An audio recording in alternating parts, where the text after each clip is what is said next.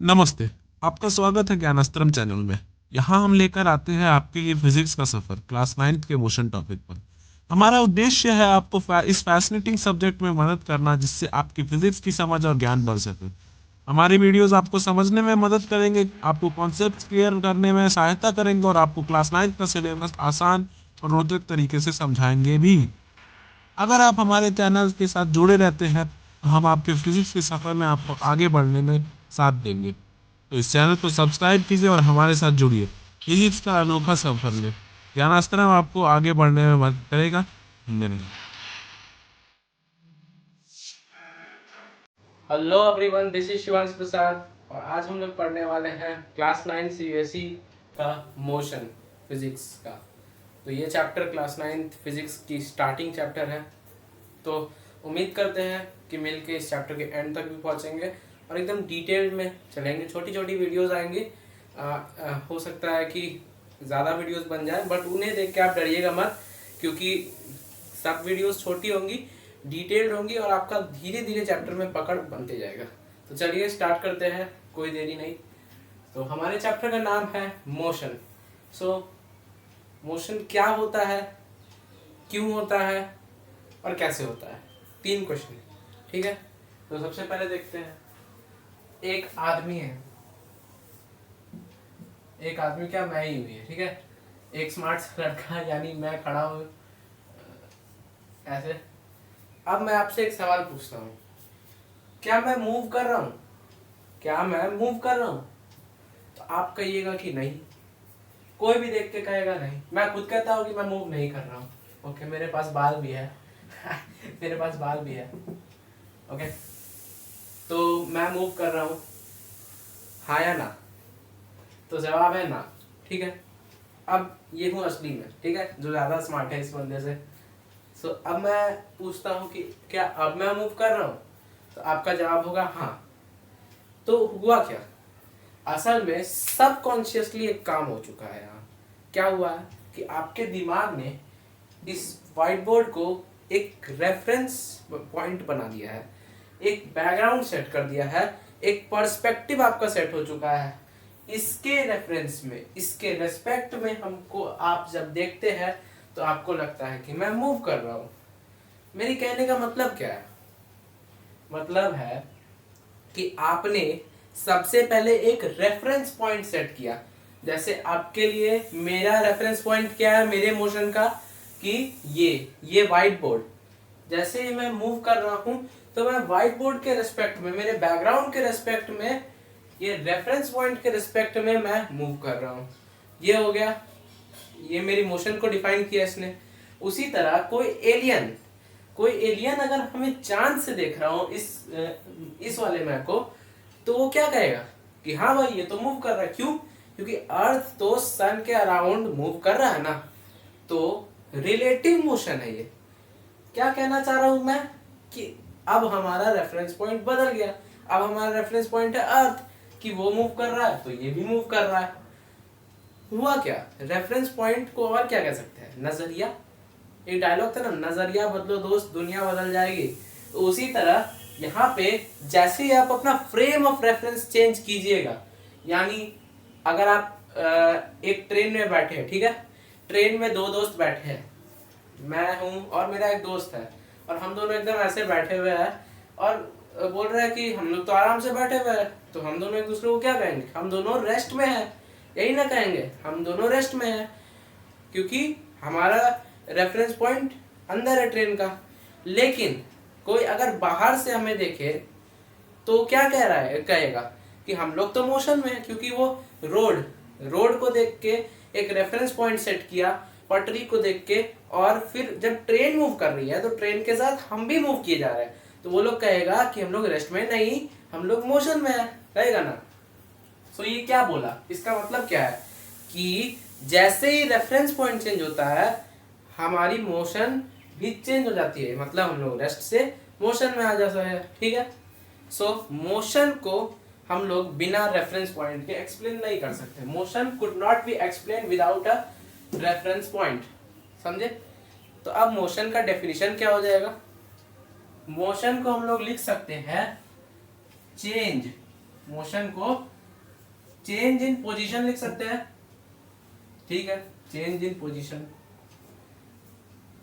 Okay, change in position. Change in position क्यों लिखे, मैं यहाँ हूं, इसको मैं कहूंगा पॉइंट ए, इस जगह को कहता हूं मैं पॉइंट बी, ठीक है। तो मैं चल के गया पॉइंट ए से बी तक, तो मेरी पोजीशन चेंज हुई। तो उसी तरह मोशन की डेफिनेशन क्या लिख सकते हैं हम लोग, change in position with, change in position with respect to a reference point,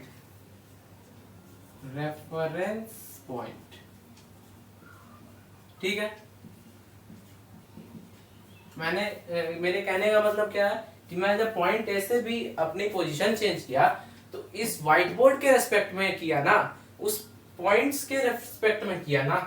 तो जब मैंने अपनी पोजीशन चेंज की तो मैंने एक रेफरेंस पॉइंट के रेस्पेक्ट में अपनी पोजीशन चेंज की, और इसीलिए मोशन की डेफिनेशन ये होती है कि change in position with respect to a reference point. समझ गए। अब उसी तरह दूसरा शब्द क्या है, रेस्ट, मतलब whenever the position of a body is not changing, whenever the position of a body is not changing, then it is said to be in rest। ये है, एक बार फिर से डिक्टेट कर देते हैं, whenever the position of a body is not changing, then it is said to be in rest। और motion को और तरीके से क्या लिख सकते हैं, when the position of a body is changing with respect to a reference point, then it is said to be in motion। तो इसे जल्दी से नोट कीजिए, या स्क्रीनशॉट लेना है तो वो भी आप ले सकते हैं। तो आई होप आपने ये नोट कर लिया होगा। इसे जल्दी से मिटा देते हैं, क्योंकि अब हमारा अगला चीज है डिस्टेंस और डिस्प्लेसमेंट क्या होता है। चलिए पेन का कलर चेंज करते हैं, ये खत्म हो रहा है। तो हमने पढ़ लिया मोशन, ठीक है। मोशन में तो कोई दिक्कत नहीं है, कोई भी ऑब्जेक्ट अपनी पोजीशन चेंज कर रहा है respect to a reference point, उसको मोशन कहेंगे। तो रेफरेंस पॉइंट की क्या परिभाषा हो सकती है कि a reference point is a place or object which defines the motion of any object, कह सकते हैं, ठीक है। a reference point is a place or object which defines the motion of any object, कह सकते हैं, क्योंकि उसी के रिस्पेक्ट में मोशन हो रही है। तो अब हम लोग देखते हैं आगे। ये एक घर है, ठीक है, ये एक घर है, चलिए मानिए मेरा ही घर है, थोड़ा गरीब है तो ऐसा घर है। और ये है मेरा स्कूल, ठीक है, ये मेरा स्कूल है, और मुझे यहां से यहां जाना है, ठीक है। सो मैं क्या करता हूं कि आज मैं जल्दी निकल गया घर से, सो मैं थोड़ा घूमते फिरते जा रहा हूँ, ज्यादा घूम गए थोड़ा कम घूमते थे।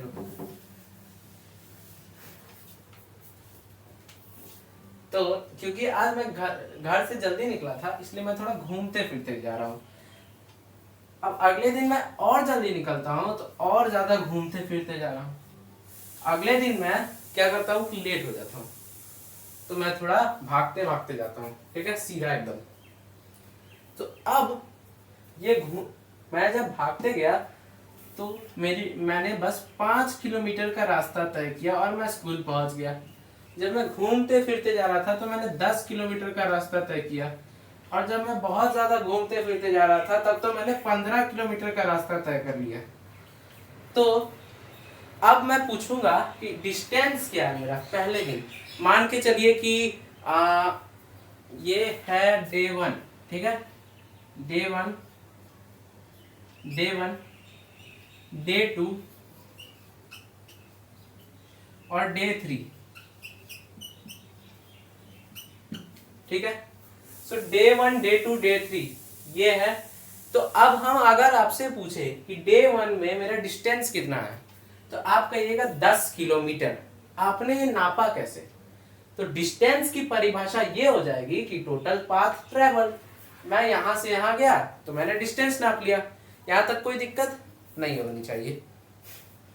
सो आपने क्या किया कि इस जगह से पूरा स्ट्रेट नहीं, एकदम जैसे जैसे आप चलते गए वैसे वैसे आप डिस्टेंस नापते जा रहे हैं, और इसी को कहेंगे टोटल पाथ ट्रेवल, है ना। उसी तरह अगले दिन आप लंबे रास्ते से गए तो लंबे रास्ते का पूरा पाथ का आप नापते गए, कितने मीटर से किलोमीटर में कन्वर्ट कर दिए। अब तीसरे दिन आपने क्या किया कि स्ट्रेट लाइन से जा रहे हैं तो स्ट्रेट लाइन वाला पाथ नाप लिए। तो डिस्टेंस समझे, डिस्टेंस मतलब होता है total path covered by an object during motion. समझ चुके हैं आप, ठीक है। तो डिस्प्लेसमेंट क्या होता है ये भी समझ लेते हैं। डिस्प्लेसमेंट मतलब होता है डे 3 वाला केस, मतलब शॉर्टेस्ट डिस्टेंस। शॉर्टेस्ट डिस्टेंस, अब बताइए मेरे घर से मेरे स्कूल तक का शॉर्टेस्ट डिस्टेंस कितना होगा? तो मैं कहूंगा स्ट्रेट लाइन, एकदम सीधा जाऊंगा तो मैं सबसे तेज नहीं, सबसे छोटा रास्ता होगा एकदम स्ट्रेट जाना, ठीक है। अब दो पैरेलल लाइंस, ठीक है, तो उनमें शॉर्टेस्ट डिस्टेंस कितना होगा? एकदम स्ट्रेट लाइन परपेंडिकुलर उन दोनों के बीच में, ठीक है। तो कोई भी दो चीज, मैथ्स में भी ये चीज आपको काम आएगी कि कोई भी दो चीज के बीच का शॉर्टेस्ट डिस्टेंस जो होता है वो होता है एक स्ट्रेट लाइन, ठीक है। जैसे यहाँ डे 3 वाले केस में हम लोग एकदम स्ट्रेट गए, 5 किलोमीटर का ही रास्ता तय किया, तो हम लोग क्या लिख सकते हैं डिस्प्लेसमेंट को? Shortest path between 2 points is called displacement, ठीक है। अब भैया देखिए, डिस्प्लेसमेंट मतलब शॉर्टेस्ट पाथ और शॉर्टेस्ट पाथ मतलब स्ट्रेट लाइन, ठीक है। लाइट, अब आपसे कोई पूछेगा कि कोई आपको बोलेगा कि लाइट इस यूनिवर्स में सबसे ज़्यादा तेज है क्योंकि वो 2,99,000 कुछ किलोमीटर पर सेकंड की रफ्तार में ट्रैवल करता है, जो कि बहुत ज़्यादा होती है। तो इतनी ज़्यादा रफ्तार, वो इतनी जल्दी लाइट इतनी तेज कैसे ट्रैवल कर पा रहा है?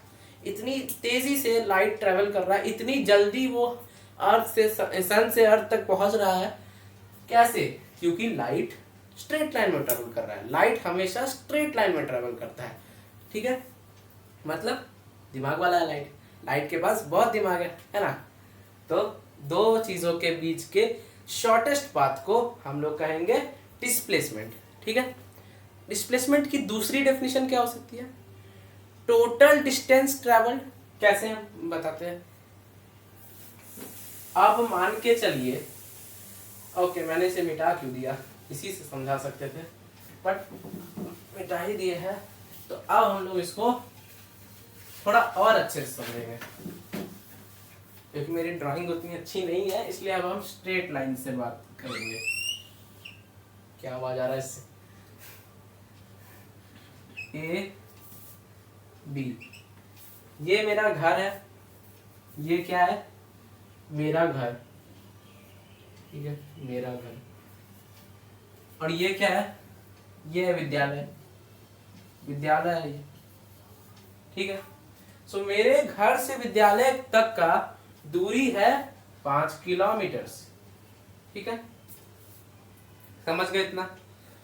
अगर मैं कहूं कि मैं शॉर्टेस्ट पाथ से ही जा रहा हूं, मतलब मैं घर से विद्यालय जाने में 5 किलोमीटर का रास्ता तय कर रहा हूं, ठीक है। और मेरा डिस्प्लेसमेंट डिस्टेंस कितना हुआ? सबसे पहले डिस्टेंस हो गया 5 किलोमीटर, डिस्प्लेसमेंट कितना हुआ? शॉर्टेस्ट पाथ यही है, तो हो गया कितना? 5 ही किलोमीटर। तो कह सकते हैं कि if an object is travelling in a straight line in only one direction then the displacement and distance are equal. मतलब एक ऑब्जेक्ट अगर किसी स्ट्रेट लाइन में जा रहा है और अपनी डायरेक्शन चेंज नहीं कर रहा है, एकदम स्ट्रेट ही चलते जा रहा है, तो उसका डिस्टेंस कवर्ड और डिस्प्लेसमेंट सेम ही होगा, क्योंकि स्ट्रेट लाइन हमेशा शॉर्टेस्ट डिस्टेंस होता है। अब मैं कहता हूं कि मैं आज हुआ क्या ना कि मैं लेट पहुंच गया घर से स्कूल, तो मुझे गार्ड ने एक क्या कहा कि भाई आज तो नहीं आ पाएगा, निकल जा। तो मैं रवाना हो गया अपनी घर की ओर, एकदम संस्कारी बच्चे की तरह मैं घर लौट आया। अब मैं इधर से इधर जाने में कितना लगा रहा हूँ? 5 किलोमीटर का रास्ता तय किया मैंने, लौटने में भी मैंने 5 किलोमीटर का रास्ता तय किया। तो टोटल डिस्टेंस, टोटल मैंने कितना पाथ ट्रेवल किया? 10 किलोमीटर का। तो मेरा टोटल डिस्टेंस कितना होगा? टोटल डिस्टेंस होगा मेरा 10 किलोमीटर, ठीक है, 10 किलोमीटर होगा मेरा टोटल डिस्टेंस। लेकिन अगर मैं पूछूं डिस्प्लेसमेंट कितना होगा मेरा, क्योंकि मैंने कहा डिस्प्लेसमेंट क्या होता है, shortest distance between two points. तो अब हम उस टू पॉइंट को नाम दे देते हैं, the shortest distance between initial point and final point is known as displacement. तो अभी देखिए मेरा इनिशियल पॉइंट क्या है, मेरा घर, और फाइनल पॉइंट क्या है, मेरा घर ही है ना। तो भैया मैंने, आप मुझसे एक बात कहिए, क्या कि मेरे घर से मेरा शॉर्टेस्ट डिस्टेंस मेरे घर में ही मैं खड़ा हूं, तो मुझे कहीं जाने की जरूरत है, कहीं डिस्टेंस ट्रैवल करने की जरूरत है मेरे घर में ही आने के लिए? नहीं। तो मतलब डिस्प्लेसमेंट तो जीरो हो गया ना, क्योंकि मैं अपने घर में ही हूं, तो क्या मैं डिस्टेंस ट्रैवल करूं जो घर पहुंच जाऊं? मतलब अगर मेरा इनिशियल पॉइंट और फाइनल पॉइंट सेम है तो डिस्प्लेसमेंट हो जाएगा जीरो। तो यहां डिस्प्लेसमेंट हो जाएगा जीरो, ठीक है, इतना तो आप समझ गए। तो अब हम जल्दी से इसे लिख देते हैं, एक सही तरीके से डेफिनेशन के तौर पे लिख देते हैं। डिस्टेंस क्या होता है?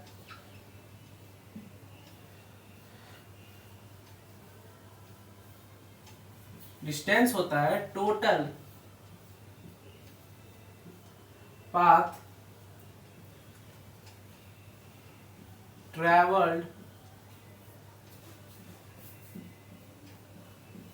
Bye an object. डिस्टेंस हो गया total path travelled by an object, जो कि ऑब्वियस बात है ना, जितना आप रास्ता तय करेंगे उतना ही ना डिस्टेंस कवर करेंगे, ठीक है। एसआई यूनिट क्या होगी इसकी?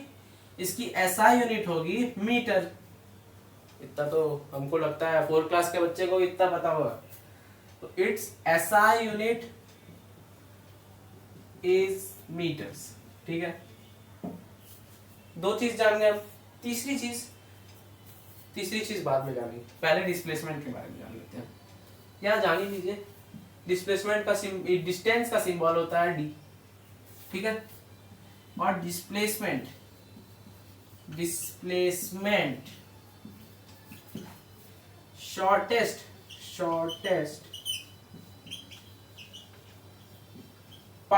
शॉर्टेस्ट पाथ कहिए या शॉर्टेस्ट डिस्टेंस भी कह सकते हैं आप, शॉर्टेस्ट डिस्टेंस, ठीक है, बिटवीन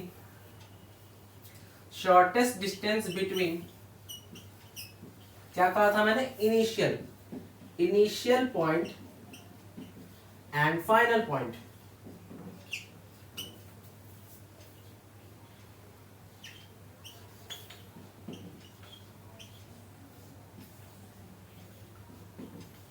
समझ गए? शॉर्टेस्ट डिस्टेंस बिटवीन इनिशियल, ये मैंने क्या लिख दिया है भाई साहब, कभी कभी मैं भी एकदम बुड़बक बन जाता हूं।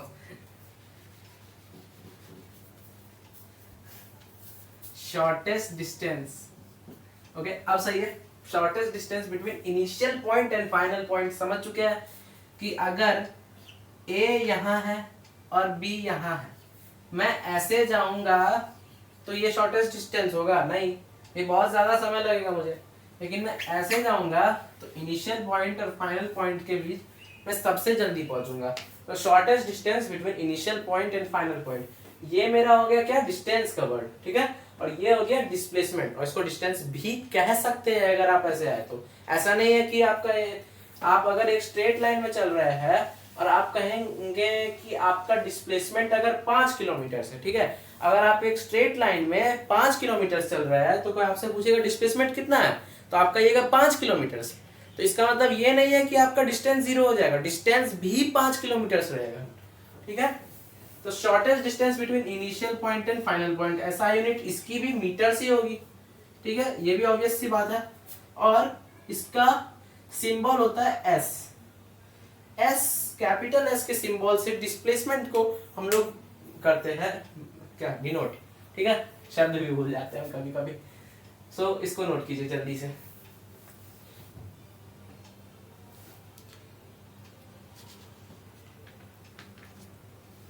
सो आई होप आपने ये नोट कर लिया होगा, मिटा देगा क्योंकि अब इसे इरेज कर रहा है।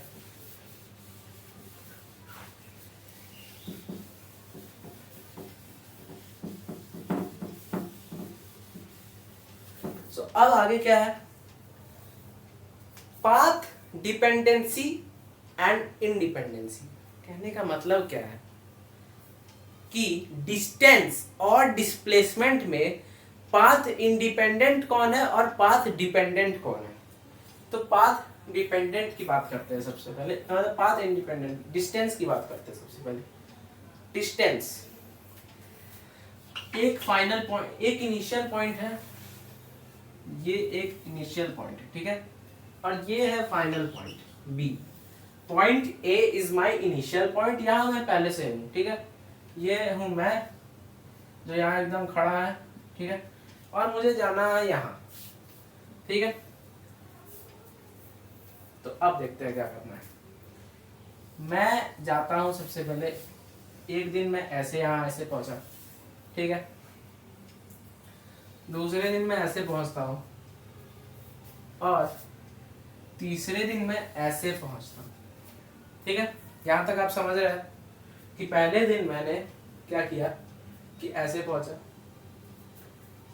दूसरे दिन ऐसे पहुंचा, और तीसरे दिन ऐसे घूम के गया मैं, ठीक है, और चौथे दिन मैं एकदम ये मार्कर भी गया। ओके एक सेकेंड, रुको, हाँ ये रहा, एक सेकेंड।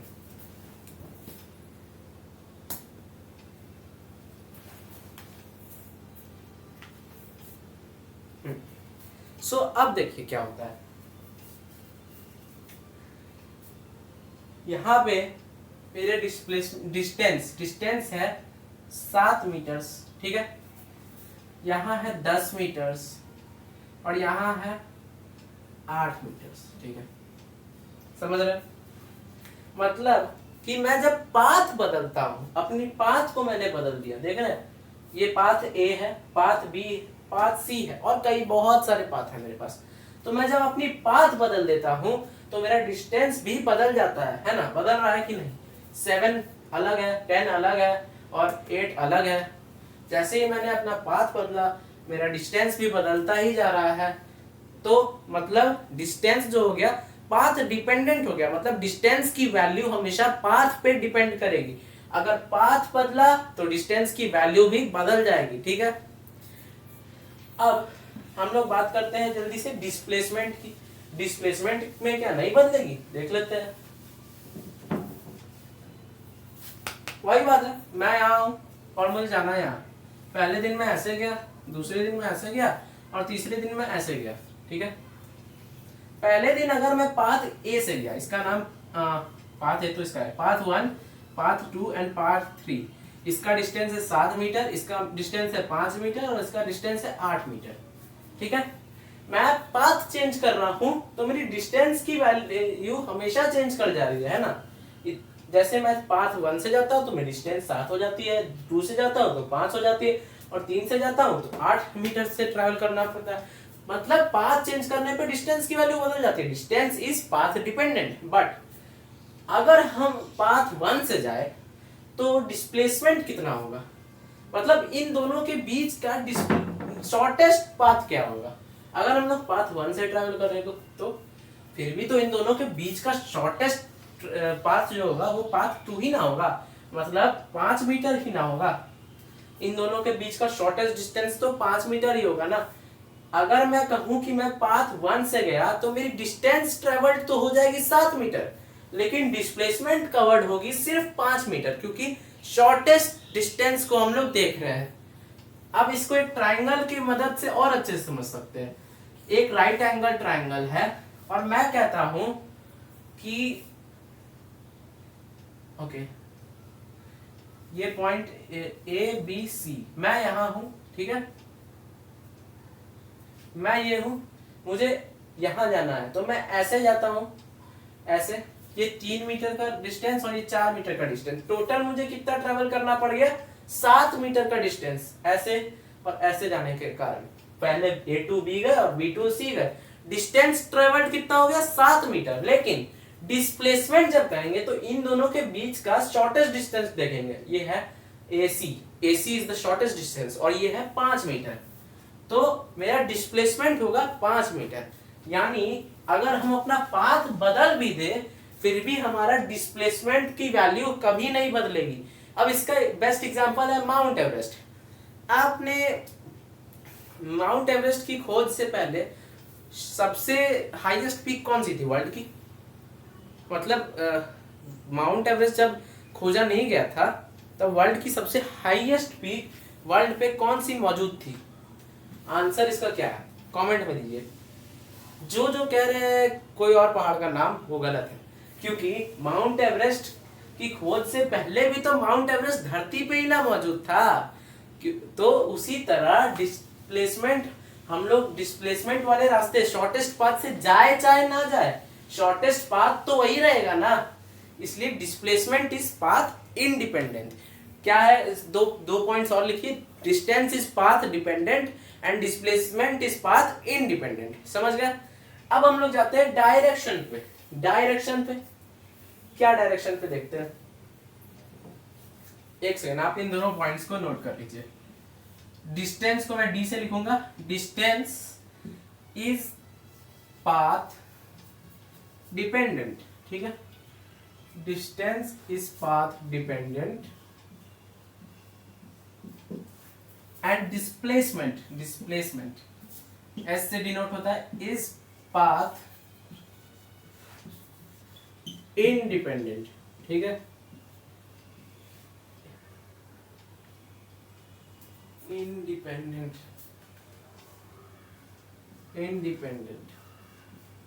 ओके। इन दोनों पॉइंट्स को आप जल्दी से नोट कीजिए।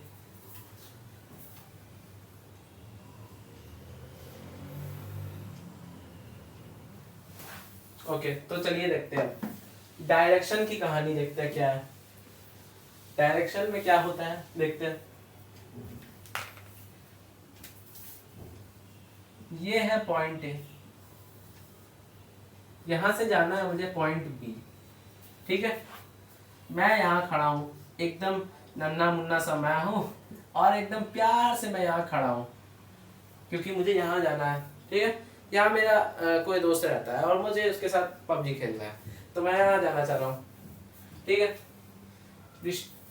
यहाँ से ए से बी की दूरी है 5 किलोमीटर, ठीक है। तो अब मैं राइट डायरेक्शन में 5 भाई ऐसे भाई उंगली से तो खतरनाक ही अजीब सा बन जाता है। ओके, राइट डायरेक्शन में मैं 5 किलोमीटर एकदम स्ट्रेट ट्रेवल करके अपने दोस्त मंटू के यहाँ पहुंचता हूँ, ठीक है। तो मेरा डिस्टेंस कितना होगा? यहाँ पहुंचने के बाद मेरा डिस्टेंस हो जाएगा 5 किलोमीटर, क्योंकि मैं स्ट्रेट डायरेक्शन में हूँ। और डिस्प्लेसमेंट भी उतना ही रहेगा, क्योंकि in straight line both distance and displacement are equal, ठीक है। लेकिन अभी मुझे पता चला कि मेरे मंटू का तो कल एग्जाम है, तो वो तो पढ़ाई करेगा और पढ़ना मुझे पसंद नहीं है, इसलिए मैं घर आ रहा हूँ वापस। तो अब मैं वहां से क्या करता हूँ कि मैं वहां पहुंचने के बाद उदास हो जाता हूँ, अब मुझे घर जाना है, तो मैं लौट रहा हूँ, ठीक है। लौटते हैं। अब मैं, ये एक स्ट्रेट लाइन है, या बना ही देते हैं स्ट्रेट लाइन, पता नहीं क्यों मुझसे स्ट्रेट लाइन नहीं बनती है। हाँ, तो अब मैं वापस से 5 किलोमीटर का रास्ता तय करके अपने घर लौट जाता हूँ, ठीक है। तो मेरी डिस्टेंस कितनी हो गई? डिस्टेंस के बारे में पूछा जाए तो आंसर आएगा 10 किलोमीटर। लेकिन डिस्प्लेसमेंट कितनी हुई?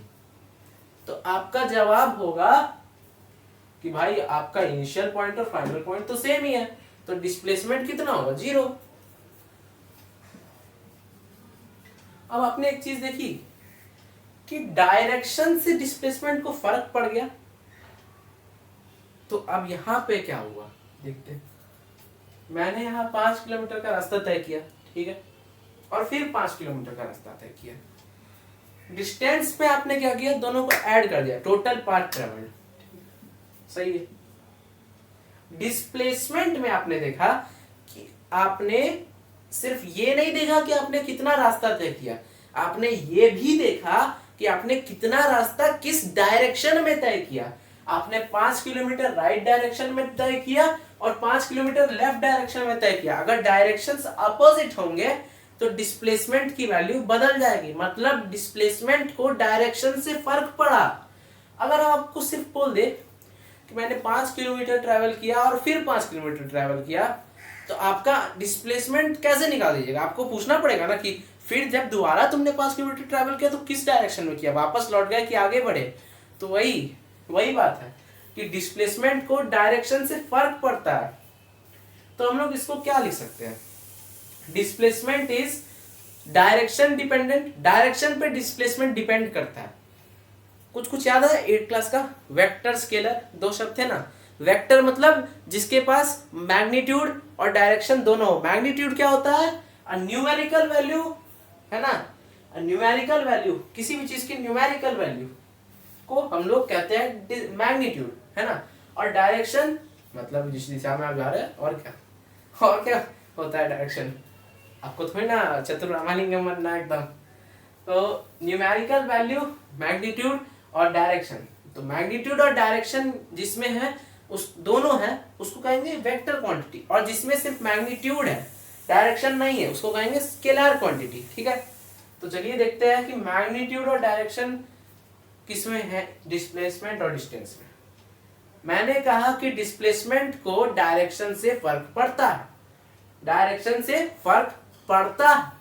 तो डायरेक्शन से फर्क पड़ा तो ये वेक्टर क्वांटिटी हो गया ना,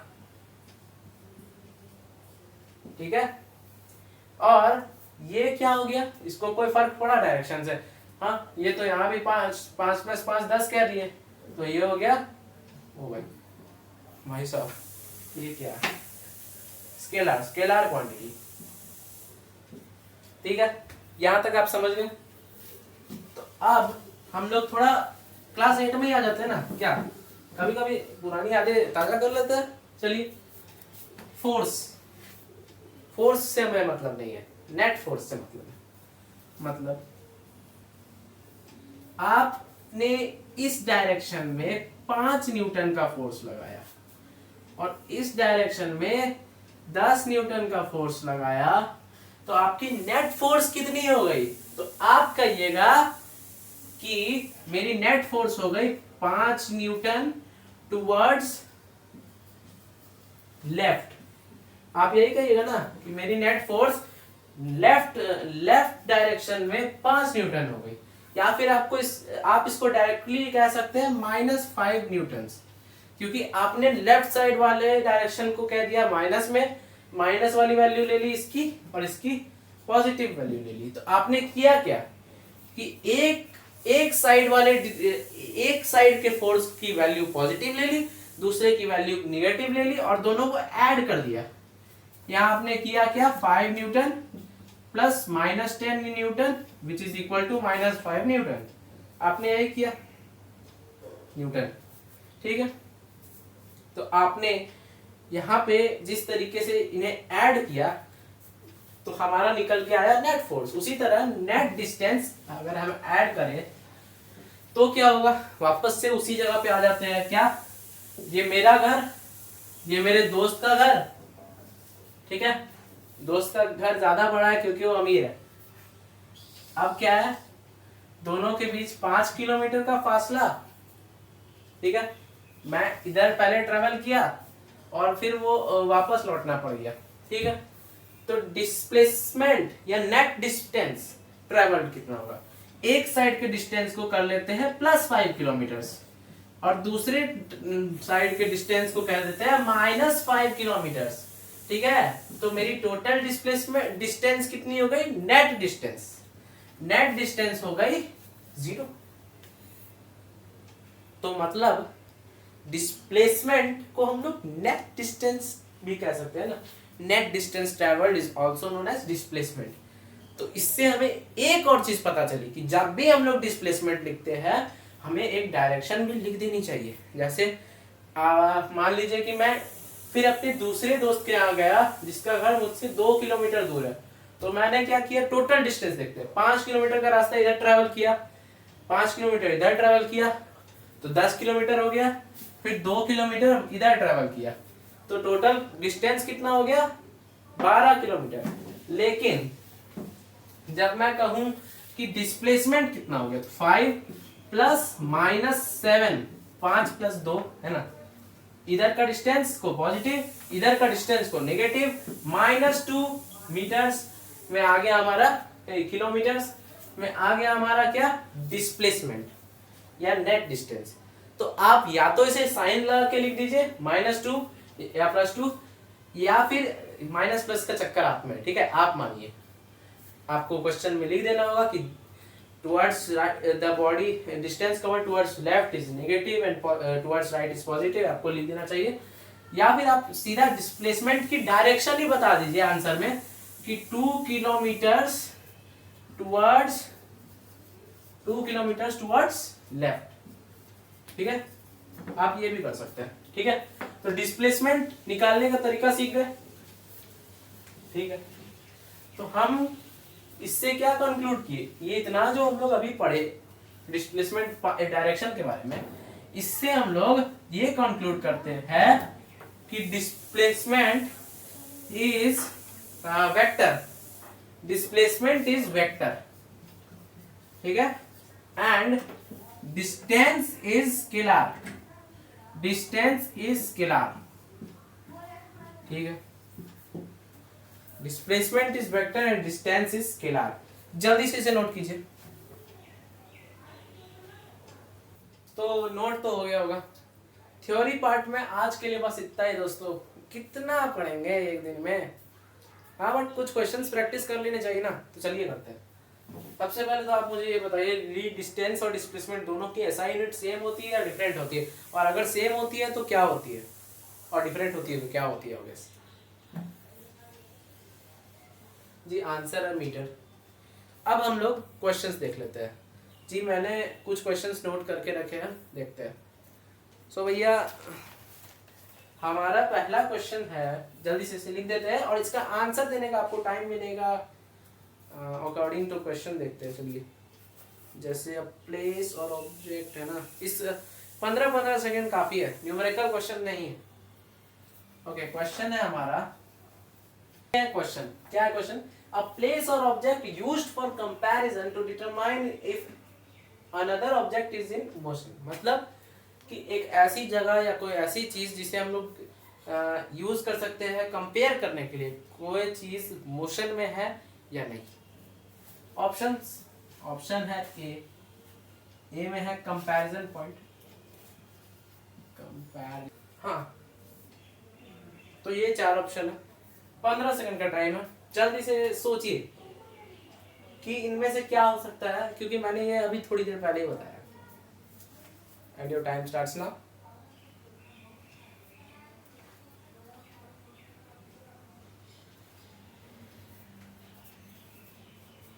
कंपैरिजन, प्लेस और ऑब्जेक्ट, कुछ याद आ रहा है, नजरिया।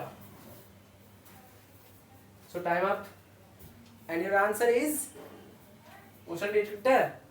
No, answer is B, frame of reference. मैंने कहा था ना, फ्रेम ऑफ रेफरेंस कोई हम लोग एक पॉइंट ऑफ व्यू लेके चलते हैं, हम लोग एक रेफरेंस पॉइंट लेके चलते हैं कि हाँ, कि कोई ऑब्जेक्ट मोशन में है कि नहीं। जैसे आपने उस समय व्हाइट बोर्ड को रेफरेंस में लेके बोला कि हाँ मैं अभी मोशन में हूँ। ओके, मोशन में मून वॉक भी बाद में किसी दिन मून वॉक भी करके दिखाएंगे। सो फ्रेम ऑफ रेफरेंस मतलब क्या कह रहे थे, हाँ, एक कंपैरिजन का प्लेस या ऑब्जेक्ट जो बताएगा कि मोशन में कोई ऑब्जेक्ट है या नहीं। इस क्वेश्चन को नोट कर लीजिए, क्योंकि यही क्वेश्चन ही आपका फ्रेम ऑफ रेफरेंस का डेफिनेशन है। ओके, मतलब कि हाँ, अगर मैं ये सब मिटा दूं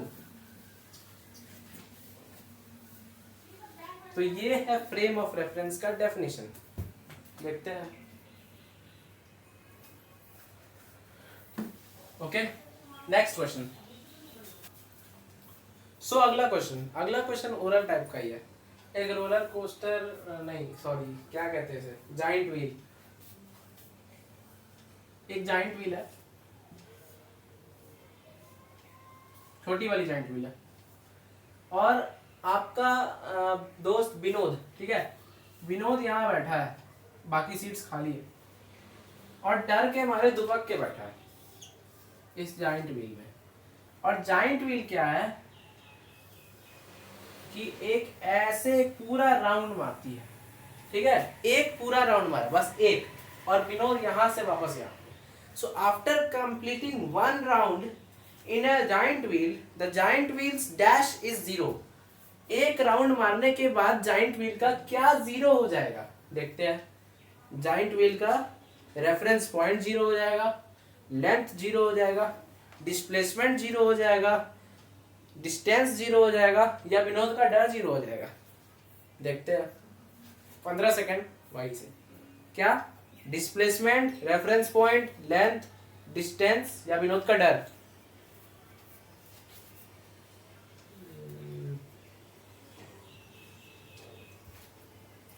विनोद का डर लग रहा है, लग तो वही रहा है। देखते हैं, टाइम अप। सो इसका आंसर है विनोद का डर, नहीं डिस्प्लेसमेंट। देखते हैं बाकी ऑप्शंस को। फ्रेम ऑफ रेफरेंस, भाई इसकी मैग्नीट्यूड ही नहीं होती, ये क्या जीरो होगा। अब अगला है लेंथ, तो भैया रोलर को जाइंट व्हील की लेंथ जो है वो थोड़ी ना कम हो जाएगी, वो ट्रिप मारेगा थोड़ी ना टूट के हट जाएगी। हो सकता है बट नहीं, अभी नहीं, अभी नहीं। कुछ भी हो सकता है बट अभी ये टूटेगा नहीं, ठीक है। डिस्टेंस, डिस्टेंस तो भैया इसने एक पूरा ये कवर किया, एक सर्कल जितना कवर किया इसने, तो इसकी डिस्टेंस तो 2πr हो गई ना, मतलब उस सर्कल का सरकमफेरेंस, ठीक है।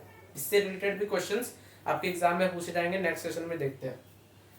और डिस्प्लेसमेंट क्यों हुई, क्योंकि भैया इसका इनिशियल पॉइंट और फाइनल पॉइंट तो सेम है ना, है ना। इनिशियल पॉइंट भी वही है, फाइनल पॉइंट भी वही है, इसलिए। और विनोद का डर क्यों नहीं है, क्योंकि वो नीचे नहीं उतरा। ओके, सो अगला क्वेश्चन। तो हमारा अगला क्वेश्चन है the numerical ratio of displacement to distance is. Ratio मतलब डिवीजन, है ना, दो चीजों को डिवाइड करके तो रेशियो निकालते हैं। डिस्प्लेसमेंट टू डिस्टेंस मतलब डिस्प्लेसमेंट को डिस्टेंस से डिवाइड किया जा रहा है, ठीक है। इज, सोचिए और जवाब दीजिए। टाइम अभी स्टार्ट नहीं हुआ है, एक बार ऑप्शन रीड कर देते हैं। Option A always equal to 1, मतलब डिवाइड करके हमेशा आंसर 1 आएगा, डिवाइड करके हमेशा आंसर 1 से छोटा आएगा, डिवाइड करके हमेशा आंसर 1 से बड़ा ही आएगा, या फिर डिवाइड करके हमेशा आंसर 1 के बराबर आएगा, या तो 1 से कम आएगा। सोचिए, एकदम विजुलाइज कीजिए, ठीक है। न्यूमरेटर बड़ा है, डिनोमिनेटर बड़ा है, ये सोच के। Time starts now.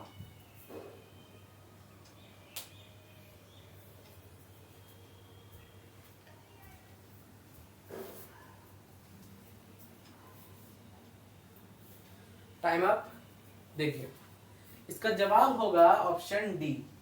समझते हैं इसको, एकदम पूरा डिटेल में घुस के समझते हैं। डिस्प्लेसमेंट और डिस्टेंस कभी इक्वल हो सकता है क्या? हाँ, जब हम लोग एक स्ट्रेट लाइन में चल रहे होते हैं सेम डायरेक्शन में हमेशा, तो डिस्प्लेसमेंट और डिस्टेंस दोनों इक्वल हो सकते हैं। यानी अगर हम पॉइंट ए से बी एकदम स्ट्रेट गए 2 किलोमीटर, तो हमारा डिस्टेंस भी 2 किलोमीटर होगा और डिस्प्लेसमेंट भी 2 किलोमीटर होगा। तो जब हम 2 को 2 से डिवाइड करेंगे तो 1 आ जाएगा, ठीक है। ये तो हो गया इक्वल टू 1, तो हम लोग कह सकते हैं मतलब कि सबसे पहले ये वाला ऑप्शन तो सही है, ठीक है।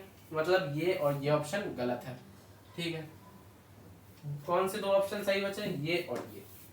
अब दूसरा बात, डिस्टेंस डिस्प्लेसमेंट से बड़ा हो सकता है। अगर डिस्प्लेसमेंट की बात करें तो वो शॉर्टेस्ट पाथ होता है, मतलब पॉइंट ए ये है, पॉइंट बी ये है, दोनों के बीच का डिस्प्लेसमेंट होगा ये, ठीक है। लेकिन हम लोग अगर पाथ चेंज कर दें तो हमारा डिस्टेंस तो बढ़ जाएगा ना, लेकिन डिस्प्लेसमेंट बढ़ेगा नहीं ना।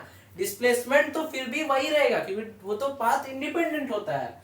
इसका मतलब डिस्प्लेसमेंट डिस्टेंस से बड़ा हो सकता है, लेकिन डिस्टेंस डिस्प्लेसमेंट से बड़ा हो सकता है, लेकिन डिस्प्लेसमेंट डिस्टेंस से कभी बड़ा नहीं हो सकता है। इक्वल हो सकते हैं दोनों, यानी न्यूमरेटर डिनोमिनेटर से बड़ा हो सकता है, नहीं हो सकता है कभी। अगर डिस्प्लेसमेंट 2 मीटर है और डिस्टेंस हम लोग 5 मीटर ट्रेवल करके जा रहे हैं तो आंसर आएगा 0.4 जो कि 1 से छोटा होता है, इसलिए ये ऑप्शन सही है। हमेशा डिस्टेंस डिस्प्लेसमेंट से बड़ा होगा या तो इक्वल होगा, कभी डिस्टेंस डिस्प्लेसमेंट से कम नहीं हो सकता है। ठीक है, ये मेरा कहना था, समझ गए ये भी, इसलिए इसका आंसर होगा डी, ऑलवेज इक्वल टू और लेस देन 1। ठीक है, ये क्वेश्चन एग्जाम्पलर का इंपॉर्टेंट क्वेश्चन है, इसे नोट कर लीजिए क्योंकि ये आ सकता है एग्जाम में। ठीक है, ये बहुत इजी है वैसे, अगर आप सोचे तो विजुलाइज करें तो ये बहुत ज्यादा इजी बन जाएगा। ठीक है, अगला क्वेश्चन है कि will runs Ram runs 400 kilometres to Shyam house. यानी राम एक लड़का है जो यहाँ खड़ा है, ठीक है, और ये श्याम के पास जाना चाह रहा है जो कि बहुत दूर खड़ा है। ठीक है, और वो उसे बुला रहा है, आजा आजा भाई। तो राम दौड़ के जाता है, 400 मीटर राम दौड़ जाता है और 400 मीटर बैक आ जाता है अपने घर वापस, क्योंकि श्याम उसको बुला रहा था एक थप्पड़ मारने, इसलिए भाग के वापस आ जाता है। तो डिस्टेंस ट्रेवल कितना होगा, डिस्टेंस कितना होगा? ऑप्शन 800, 0, 200 या 1600 स्क्वायर।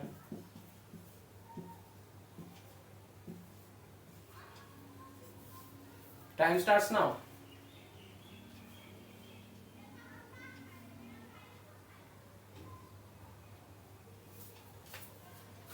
सोचिए सोचिए, डिस्टेंस निकालना है, easy question, very easy question, easiest.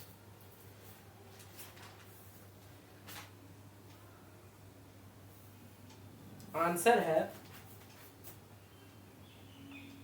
Time up, answer है 800 मीटर। मैंने कहा डिस्टेंस निकालना है। अब जो बच्चे 0 बोल रहे हैं ना, उनको तो मैं पेन फेंक के मारूंगा, सही बोल रहा हूँ, क्योंकि डिस्टेंस निकालना है, डिस्प्लेसमेंट नहीं। हाँ, तो 400 + 400 800, समझ गए? आगे बढ़ते हैं। ओके, ये आखिरी क्वेश्चन है आज का, नहीं सेकंड लास्ट है। एक होमवर्क क्वेश्चन भी है, क्योंकि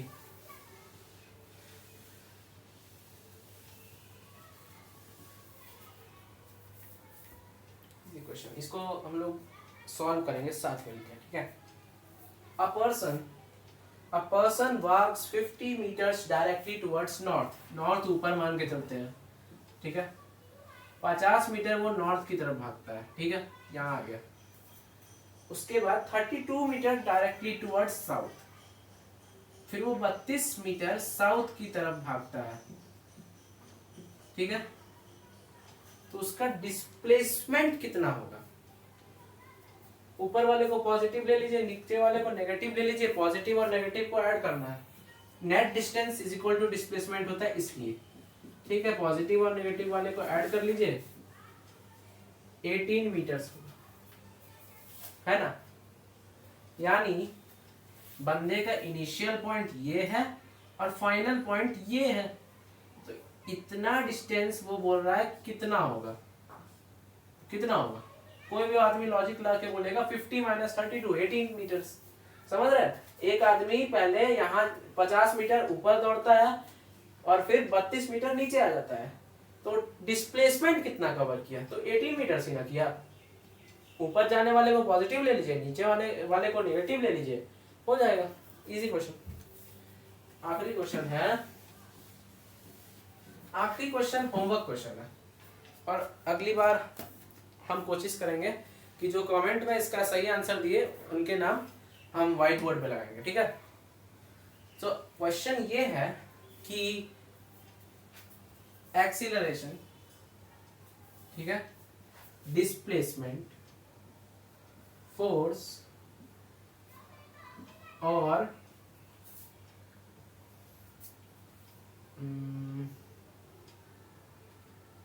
वॉल्यूम, ठीक है, इन चारों में से स्केलर क्वांटिटी कौन सी है? स्केलर क्वांटिटी मतलब जिसके पास सिर्फ मैग्नीट्यूड है। पहला क्वेश्चन ये है, और दूसरे में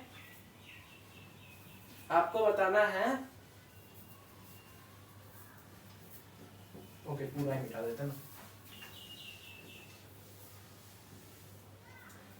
आपको ये बताना है कि पाथ डिपेंडेंट डिस्टेंस और डिस्प्लेसमेंट, ठीक है, इन दोनों में पाथ डिपेंडेंट कौन है और डायरेक्शन डिपेंडेंट कौन है, ठीक है। पाथ डिपेंडेंट दोनों में से कौन है और डायरेक्शन डिपेंडेंट दोनों में से कौन है। दोनों क्वेश्चन होमवर्क क्वेश्चन है, दोनों का आंसर कमेंट सेक्शन में लिखिएगा और उनके नाम मैं अगले क्लास में डालूंगा। Okay, thank you very much.